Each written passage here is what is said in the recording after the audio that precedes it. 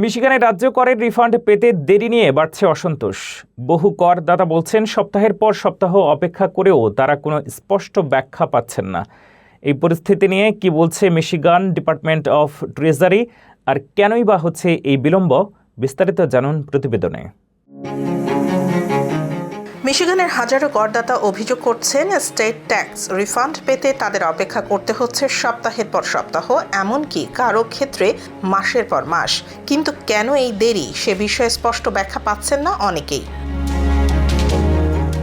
ডেট্রয়েটের TV station WXYZ TV এর কাছে অসংখ্য দর্শক ইমেইল, সোশ্যাল মিডিয়া ও ফেসবুক গ্রুপের মাধ্যমে অভিযোগ জানিয়েছেন।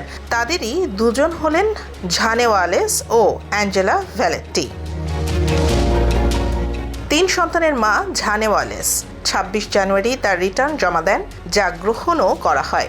কিন্তু কিছুদিন পর তিনি দেখেন তার রিফান্ড ম্যানুয়াল রিভিউ চলে গেছে। প্রথমে তাকে বলা হয় 10 সপ্তাহ লাগতে পারে, পরে সেই সময়সীমা বেড়ে দাঁড়ায় 12 থেকে 16 সপ্তাহ। ওয়ালেস বলেন, আমি এই টাকাটা দিয়ে বিল পরিশোধ আর বাসা বদলের খরচ মেটানোর পরিকল্পনা করেছিলাম। এখন সবকিছু অনিশ্চিত। অন্যদিকে অ্যাঞ্জেলা ভ্যালেট্টি জানান 4 সপ্তাহ ধরে তার রিফান্ড কোনো অগ্রগতি ছাড়াই আটকে আছে।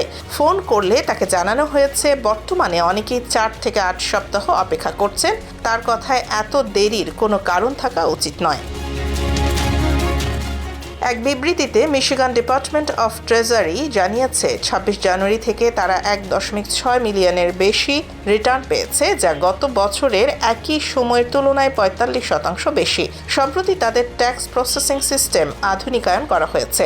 নতুন ব্যবস্থায় জটিল রিটার্ন, বিশেষ করে যেগুলোতে একাধিক রিফান্ডযোগ্য ক্রেডিট রয়েছে, সেগুলো যাচাই করতে বেশি সময় লাগছে। দপ্তর আরও জানায়, অধিকাংশ করদাতা সাধারণত 4 থেকে 6 সপ্তাহের মধ্যে রিফান্ড পান, তবে ভুল তথ্য, অতিরিক্ত যাচাই বা জটিলতার কারণে সময় বাড়তে পারে। একই সঙ্গে করদাতাদের ধৈর্য ধরার আহ্বান জানানো হয়েছে। করদাতাদের দাবি, দেরি হতেই পারে, কিন্তু স্পষ্ট ব্যাখ্যা ও নিয়মিত আপডেট প্রয়োজন। এখন দেখার বিষয় পরিস্থিতি স্বাভাবিক করতে কত দ্রুত ব্যবস্থা নেয় কর্তৃপক্ষ।